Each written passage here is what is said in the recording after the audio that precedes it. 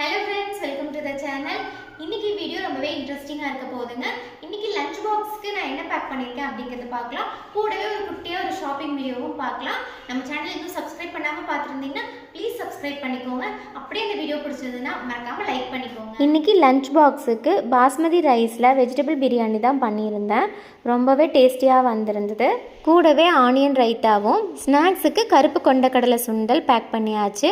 மகிய ஸ்கூலுக்கு அனுப்பின கையோட தாருக்குட்டியையும் அவங்க ஆத்தாக்கிட்ட விட்டுட்டு ஒரு குட்டியாக ஷாப்பிங்க்கு நம்ம வீட்டு பக்கத்தில் இருக்கிற ஒரு ஸ்டோருக்கு தான் வந்திருக்கேன். மகியோட சில்வர் வாட்டர் பாட்டில் பார்த்தீங்கன்னா கிளாஸ் ரூமில் கீழே போட்டு அந்த கார்னர் எல்லாம் உடஞ்சிருச்சு.